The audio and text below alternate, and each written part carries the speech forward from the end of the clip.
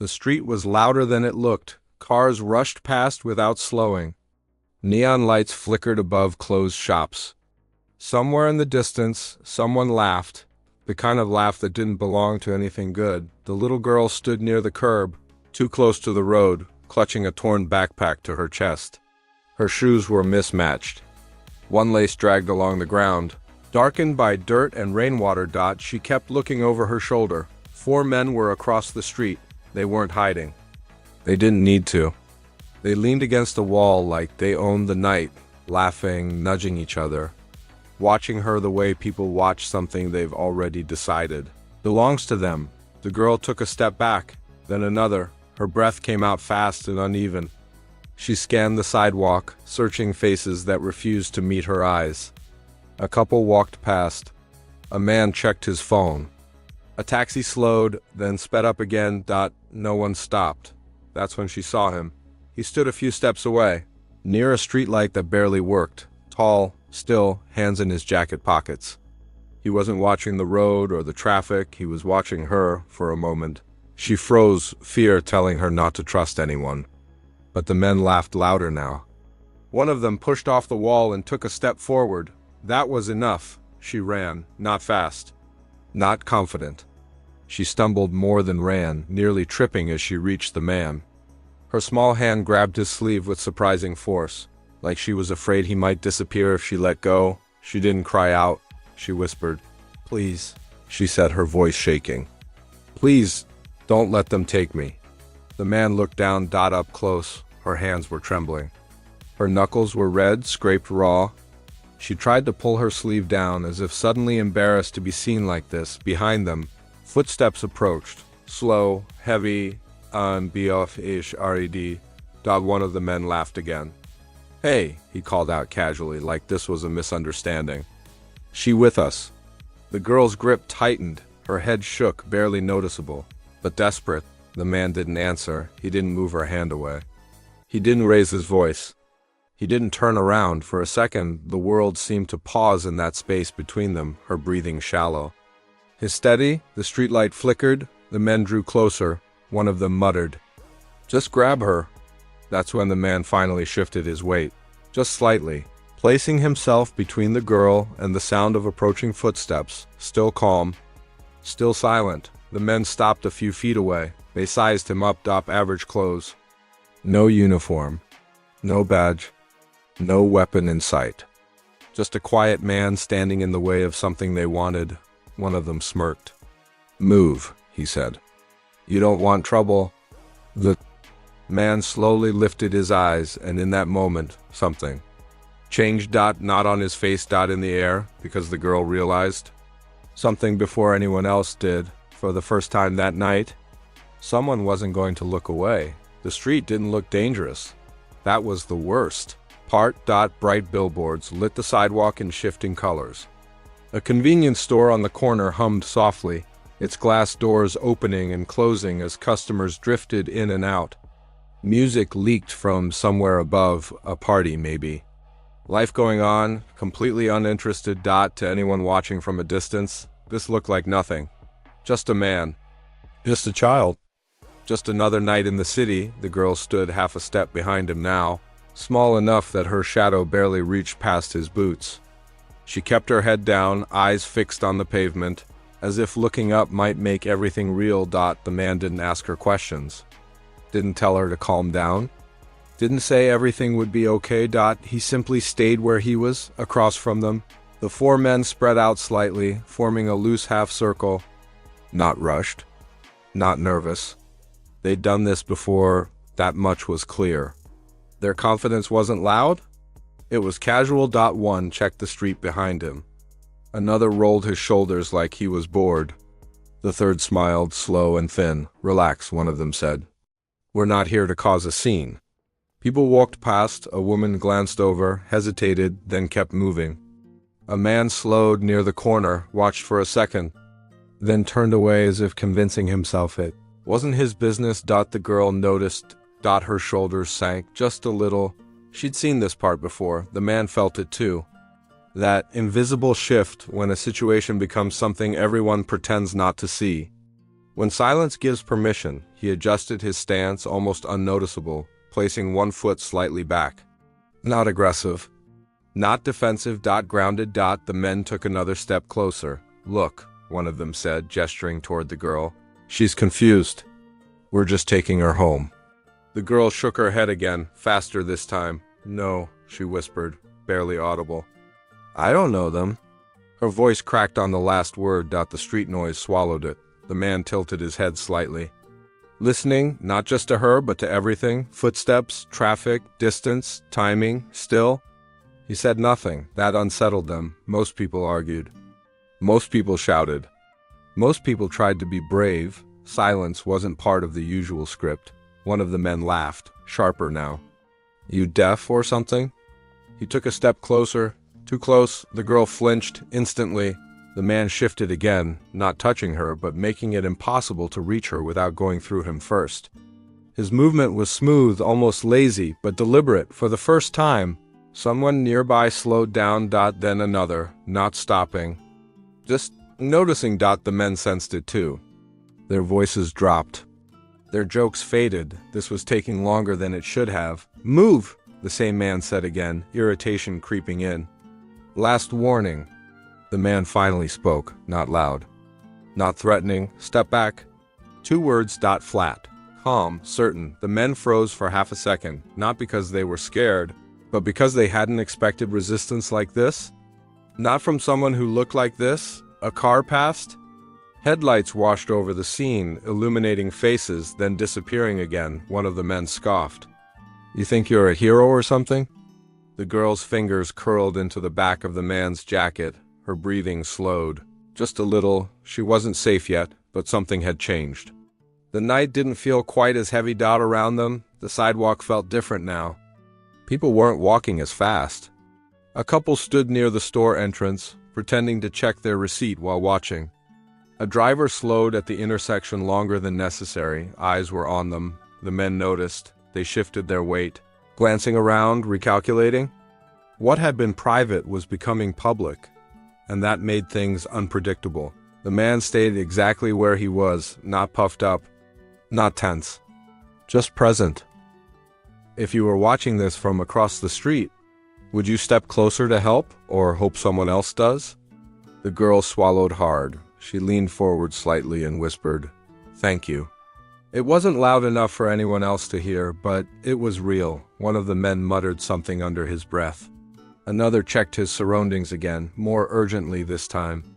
They weren't smiling anymore. "This isn't worth it," one of them said quietly. The leader hesitated. Then, for the first time since they arrived, he looked directly at the man's face. Really looked.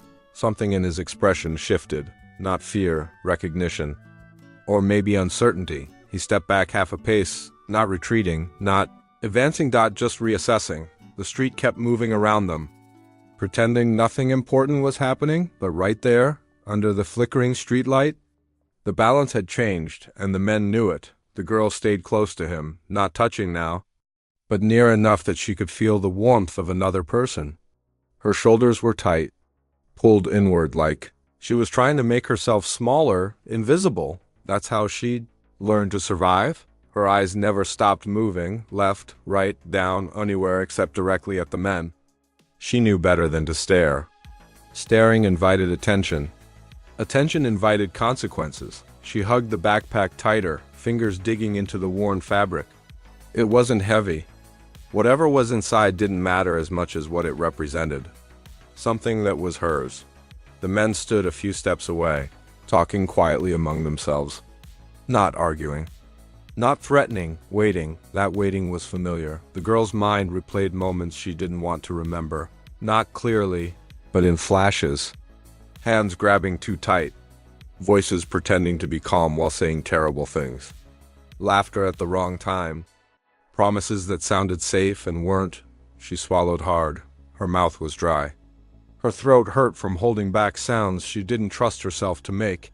She glanced up at the man for just a second, quick enough that he might not notice. His face was calm, not smiling, not angry, just there. People like him usually disappeared. They helped for a moment, then stepped away when things got uncomfortable. When someone louder or scarier took over, when responsibility felt too heavy. She braced herself for that moment. It didn't come. Behind them, one of the men cleared his throat. Another tapped his foot against the pavement, impatience creeping in. The easy confidence they'd had earlier was fading, replaced by irritation. "You okay, kid?" one of them asked, his voice falsely gentle. Her stomach twisted. She shook her head without lifting her eyes. "No," she said softly. The word barely made it out. That should have been enough. It should have ended things. It never did. The man beside her shifted his weight again, subtle but intentional. Not touching her? Not pulling her closer, protecting space. She noticed that her breathing slowed. Just a fraction, a memory surfaced. Not a clear one, but a feeling.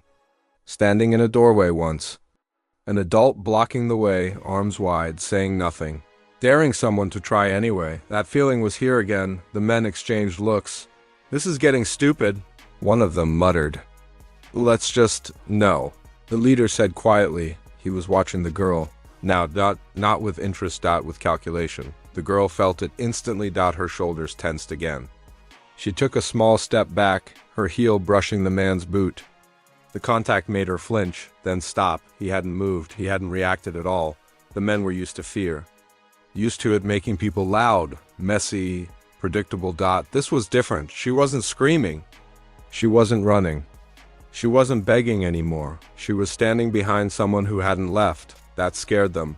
A gust of wind moved down the street, carrying the smell of rain and exhaust. The streetlight flickered again, casting uneven shadows across their faces. The girl's hands started to ache from gripping the backpack so tightly. She loosened her hold, then immediately tightened it again when one of the men took a step forward. The man beside her lifted his hand, not raised, not aggressive. Just open. The men stopped.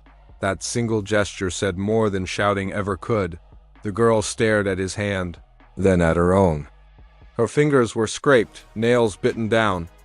She hadn't noticed when that had happened. She suddenly felt very small. "How old are you?" one of the men asked. Irritation leaking through the false concern. She didn't answer. She'd learned that answering questions led to more questions. More attention. More danger. The man didn't answer for her. He didn't need to. The leader exhaled sharply through his nose. "This isn't worth the hassle," he said, though his tone suggested he wasn't fully convinced yet. A couple across the street had stopped pretending to mind their own business. A car idled nearby longer than necessary. Someone inside the store was clearly watching through the glass. Witnesses. The girl noticed that too. It felt unreal. Like waking up in the middle of a dream and realizing you're not alone in it anymore. Her chest tightened suddenly, and for a terrifying second she thought she might cry. Real crying. The kind she couldn't stop. She pressed her lips together hard. "Now, not here." The man spoke quietly, not turning his head. "You're safe," he said. 2 words. He didn't promise anything else. He didn't say forever. He didn't say everything would be fine. Just now. Safe. Enough. The girl nodded before she realized she was doing it. One of the men laughed again, but it sounded forced. "You really want to make this a thing?" The man didn't respond. The silence stretched. The leader looked around again, slower this time, more cautious. The street wasn't theirs anymore. Not completely. He took a step back, then another. The others followed. Reluctantly, not retreating fully, but reconsidering. The girl felt her knees weaken suddenly, the adrenaline draining out of her body all at once. She leaned slightly toward the man, catching herself just before she fell. He noticed, this time. He moved just enough to steady her without touching her directly. A choice, a respectful one. Her throat tightened again. But this time it wasn't fear. It was something else. Something she wasn't used to feeling. Relief. Not complete. Not permanent, but real. The men stood farther back now, arguing quietly. One of them gestured toward the man, frustration clear in his movements. The leader shook his head, whatever calculation he was making. It wasn't landing in their favor. The girl stared at the pavement, counting cracks in the concrete the way she always did. When she needed to stay grounded. 1, 2, 3. She took a slow breath, then another. She was still here. And for the first time that night, she believed she might actually stay that way. The street felt different now, not louder, not quieter. Heavier. The man stood exactly where he was, shoulders relaxed, arms loose at his sides. No clenched fists, no raised chest, nothing that looked like a challenge, and yet none of the men stepped forward. They were close enough now that the girl could hear their breathing. One of them smelled strongly of cologne, sharp and overwhelming. Another bounced lightly on his heels, restless energy leaking through his forced calm. The man didn't react to any of it. He didn't look at them the way people usually did, with fear or anger or something to prove. He looked at them the way you look at a situation you've already measured, assessed, understood, handled, that unsettled them more than shouting ever could. The girl felt it, too. She didn't know why. But standing behind him felt different from standing behind anyone else she'd ever known. There was no tension in his body that she could feel. No shaking. No hesitation, just stillness. One of the men took a step forward again, trying to reclaim momentum. "You really want to do this?" he asked. "Over a kid?" The man tilted his head slightly, eyes never leaving the group. She said no. He replied. His voice was calm, not loud enough to draw a crowd, not quiet enough to be ignored. Clear. The men froze, not because of the words themselves, but because of how easily they'd been said. No anger behind them, no fear. Finality. The leader scoffed. "Kids say a lot of things." The man didn't argue. He shifted his weight again, subtly widening his stance, blocking the space completely now. There was no angle, no opening to reach her. They'd have to go through him. They all knew it. The girl noticed how deliberate the movement was, how it wasn't rushed, how it wasn't dramatic. It made her chest loosen just a little more. One of the men glanced around again. More people had slowed now. A man stood near the corner pretending to tie his shoe. Someone inside the store had pressed. Closer to the glass, witnesses were forming. The leader's jaw tightened. "This is getting annoying," he muttered. The man didn't respond. Silence stretched again, thick and uncomfortable. The kind of silence that forces decisions. The girl's hands finally loosened their grip on the backpack. Her fingers tingled, sore from how tightly she'd been holding on. She flexed them once, then let them rest at her sides. That was new. The man spoke again, still calm. "You should leave." Not a threat? Not a plea? A statement. One of the men laughed, too loudly. "You think you're in charge now?"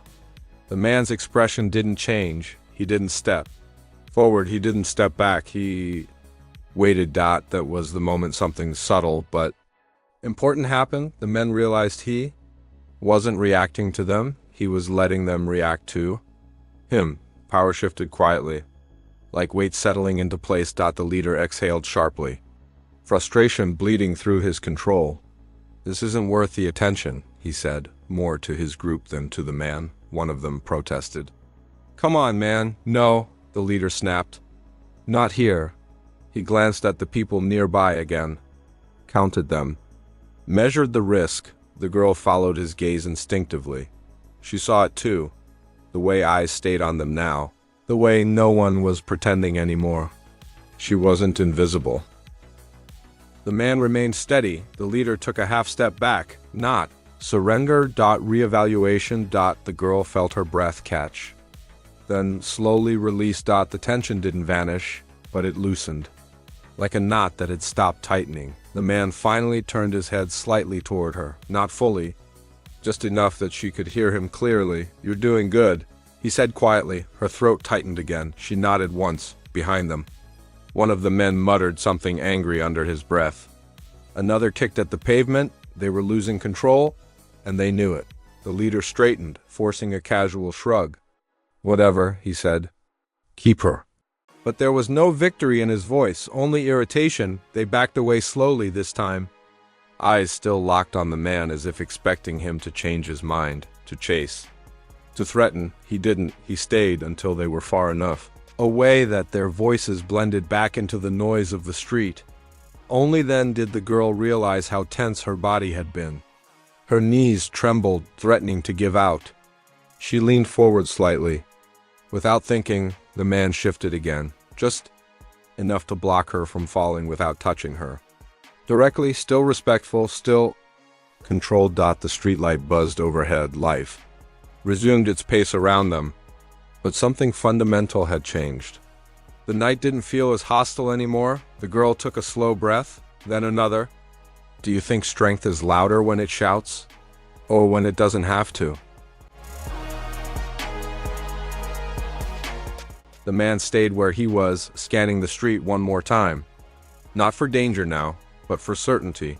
When he finally relaxed his stance, it was barely noticeable, but the girl noticed, and she knew without fully understanding why. Whatever happened next, the worst part was over. The men didn't leave all at once. That was the problem. They drifted backward, slow and reluctant, like predators unsure whether the hunt was really over. Their voices faded, but not their presence. One of them leaned against a parked car a little too close. Another pretended to light a cigarette, eyes never fully turning away. Watching. Waiting. The girl noticed first. Her body stiffened again, instinct kicking in before logic could. She shifted her weight, angling herself slightly closer to the man without even realizing she was doing it. He noticed. He didn't move, not yet. But his attention sharpened. Across the street, the leader spoke quietly to the others. The words were lost in traffic noise, but the tone wasn't. It wasn't anger anymore. It was doubt. One of the men glanced back at the man under the streetlight. Really looked at him this time.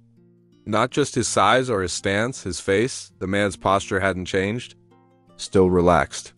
Still neutral. But there was something about the way he stood now. Like he was no longer responding to the situation. He was controlling it. The cigarette dropped to the ground. Forgotten. Hold on, the man murmured to the others. The girl felt the shift instantly. That subtle tightening of the air. The kind that comes right before something happens. The leader frowned. What? The man squinted slightly, tilting his head as if trying to line up a memory that refused to come into focus. Does he look familiar to you? The girl's heart skipped. The man beside her didn't react. Not a flicker. The leader glanced back again, annoyed. You're imagining things? But he looked, longer this time. Streetlight, shadow, the calm face that hadn't changed. Once since they arrived, something clicked, not clearly, but enough to unsettle him. He shifted his stance. Suddenly, less sure. The girl felt it too, the way confidence drains before it fully disappears. Around them. The small crowd that had gathered hadn't left. If anything, more people had slowed. Not close enough to interfere. Close enough to witness. That mattered. The leader's jaw tightened. You sure this is worth it? One of the men asked under his breath. The leader didn't answer immediately. He kept his eyes on the man, scanning him like a puzzle piece that didn't quite fit. No, he finally said. I'm not. The girl exhaled, then caught herself. Too soon. The man beside her remained steady. Gaze forward, attention split between the group and the space around them. He hadn't relaxed yet. He wouldn't, not until certainty replaced possibility. The leader took a cautious step forward. Not aggressive. Not friendly. Testing. You, he called out. We done here. The man turned his head just enough to meet his eyes. Yes. He said. One word. The leader hesitated. That hesitation was everything. The girl had seen men hesitate before. Usually right before they chose the wrong thing anyway. Her muscles tensed, preparing for movement, for running, for whatever came next. But this hesitation felt different. It wasn't indecision. It was recognition trying to surface. The leader took another step back instead of forward. His voice dropped. Let's go. One of the men protested quietly. What if not tonight? The leader snapped. Drop it. They moved away now, really moved. Crossing the street, putting distance between themselves and the man, still watching, still confused. The girl's knees trembled again, the delayed aftershock finally hitting her. She leaned slightly toward the man without thinking. This time, he let his arm hover near her shoulder, not touching, just there. A barrier. A promise. Her breathing slowed. She stared at the ground, afraid to look up, afraid that if she did, something would change again. Behind them. One of the men stopped and turned back one last time. His eyes widened just slightly. Wait, he said. I know him. The leader froze. The girl's heart slammed into her ribs. The man under the streetlight didn't move. What? The leader asked sharply. The man shook his head slowly, uncertainty all over his face. I don't know from where. Movies? TV? Something. The leader stared again, tension crawling back into his shoulders. The paws stretched at people nearby leaned in. Sensing the shift, phones half raised, attention sharpened. The man finally spoke. Not to them, but to the space itself. Go. He said calmly. Not louder, not harsher. Just enough. The leader cursed under his breath. Forget it, he said. We're done.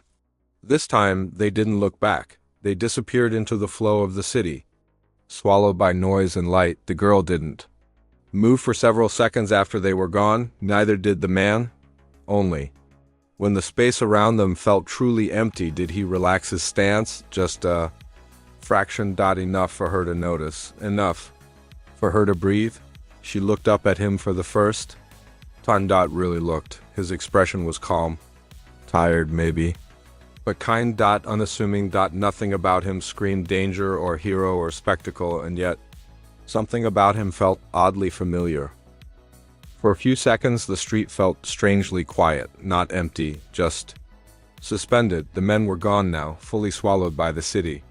Their voices had faded into traffic and distance, leaving behind nothing but the echo of what almost happened. The girl stood frozen beside the man. As if moving too soon might bring everything crashing back around them, people began to relax, slowly. A couple resumed their walk. Someone inside the store stepped away from the glass. A car that had been idling finally pulled off, life cautiously restarting. The girl took a breath she hadn't realized she'd been holding, then another. Her hands still trembled slightly, but the shaking was fading. The streetlight above them buzzed, casting a warm glow now. Instead of a harsh glare, she looked up at the man again, really looked this time, the shape of his face, the calm in his eyes, the familiar quietness that suddenly felt known. Her brow furrowed.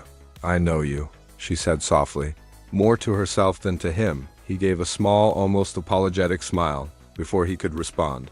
A voice came from behind them. Oh my God. They both turned. A woman stood a few steps away, phone half raised, eyes wide. She looked between the man and the girl, then back again, disbelief spreading across her face. It is you, she whispered. The man sighed, not annoyed, not proud. Resigned. Double quotes, please, he said gently. She's okay. That was when it happened. Recognition spread like a ripple. Someone else stepped closer. Then another. Murmurs cut through the air. No way. Is that? I think that's... The girl's heart started racing again, confused now instead of afraid. She didn't understand what was happening. Only that attention was suddenly everywhere. The man crouched slightly, bringing himself closer to her eye level. You're safe, he said again. That hasn't changed. She nodded, trusting that more than anything else around her, behind them. The woman lowered her phone slowly. That's Keanu Reeves, she said out loud. Like she was testing the words. The name landed heavy. Not explosive. Heavy. The girl blinked.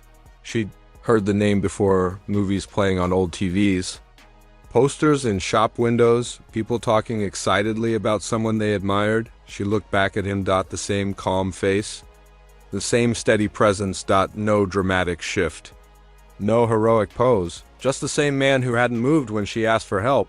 The crowd grew, not large, but noticeable now. A few phones came up. A few people whispered excitedly, but something was different. No one rushed him. No one crossed the invisible line. They'd all seen what he'd done, or rather, how he'd done it, quietly, without needing anyone to notice. One man in the small crowd shook his head in disbelief. Those guys had no idea who they were messing with. Keanu glanced at him briefly. That doesn't matter, he said. His voice was calm, but firm enough to cut through the noise. What mattered was standing right next to him. The girl, she watched him as if seeing him for the first time and the same time all over again.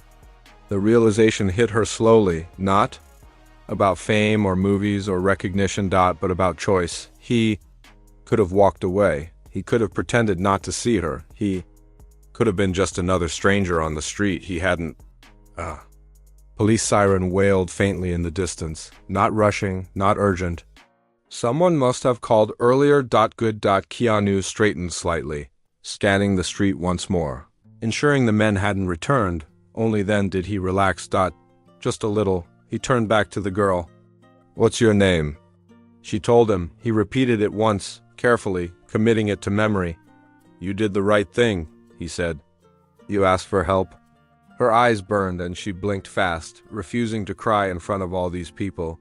I was scared, she admitted. I know, he replied. You were still brave. That did it. A tear slipped down her cheek before she could stop it. Keanu didn't make a big deal of it. He didn't hug her without permission. He didn't say anything loud or dramatic. He simply handed her a clean handkerchief. From his pocket. Prepared. The woman who'd recognized him stepped forward again, more grounded now. The police are on their way. I can stay with her if... Keanu nodded. Thank you. He stayed until the siren grew louder, until the street felt officially safe again, until responsibility shifted from one quiet man to the right hands. Only then did he step back. The girl watched him carefully, panic flaring suddenly. Are you leaving? She asked. He smiled softly. You won't be alone, he said. That's what matters. She nodded, understanding more than she could explain. As officers approached and people finally began to disperse, whispers followed him. Did you see that? That was Keanu Reeves. He didn't even make it a thing. Before he could disappear into the crowd, someone asked quietly, Why did you help? He paused, not for the crowd. For the girl, because someone needed it, he said simply. And with that, he stepped away, just another man walking down a city street, but the night would never feel ordinary again. If you didn't know who he was, do you think you'd still call this real strength? The police car lights painted the street red and blue as the officers approached. Their presence was reassuring, official, and deliberate. The girl stepped forward slowly, finally leaving the shadow of the man who had protected her. She clutched her backpack, still trembling slightly, but her breathing was steady. The officers knelt to her level, asking gentle questions, confirming her safety. The little crowd that had gathered began to disperse, whispers fading into the hum of the city night. People glanced back once or twice, sharing silent acknowledgement. Everyone had witnessed something unusual, something meaningful. The man didn't move immediately. He stayed at a measured distance, hands in pockets, calm and composed. He didn't need recognition. He didn't need applause. His presence alone had shifted the night's outcome. The girl finally looked up at him, eyes wide. Thank you, she whispered. He nodded slightly, giving her a small, reassuring smile. You were brave, he said. Asking for help is brave. Don't ever forget that. She repeated the words in her mind. Brave. That small, simple word carried weight she hadn't felt before. For the first time in a long time, she realized that asking for help wasn't a weakness. It was strength. The officers began speaking quietly with the girl, explaining that she was safe now and that she would be accompanied home. The man remained where he was, observing briefly, ensuring everything was orderly. Only when he felt confident that the situation was fully in control did he step back, giving the authorities space. Around them, the small crowd began to murmur again, admiration and awe in their voices. But the man didn't linger for attention. He had done what needed to be done, quietly, efficiently, effectively. The girl took a deep breath. She felt lighter than she had in weeks. The fear that had gripped her chest all evening finally began to loosen. She wasn't just safe physically. She felt seen, acknowledged, and protected. The difference was subtle, but it was profound. As the police guided her safely away, the man finally allowed himself a small stretch, relaxed his shoulders, and began walking down the street again. Ordinary clothes, ordinary pace. But the memory of what had happened lingered, the calm, the control, the silent courage. The moral was clear: strength isn't loud. Strength doesn't need to be visible. Strength shows up when someone is scared, when no one else notices, and it does so without fanfare or expectation of recognition. True courage is quiet, deliberate, and protective. For the girl, the lesson was even more personal. She had learned that courage could exist in asking for help. She had learned that someone could step in to protect her without needing to dominate or intimidate. She had learned that there were people who noticed, who acted, who could turn fear into safety with nothing more than presence and calm. As she walked away with the officers, she glanced back once. The man was gone, just another passerby on the city street. Yet the impact remained. The girl's small steps were now filled with something heavier and brighter at the same time: relief, hope, and understanding that she wasn't alone in the world. And the crowd? They carried a quiet acknowledgement too. They had witnessed what courage looked like in its most unassuming form. No flashy moves, no dramatic fight. Just calm, measured presence that changed the night. If you believe real strength is protecting those who can't protect themselves, comment, "I see it," below. Share this story to remind others that courage doesn't have to be loud, it just has to be there when it matters most.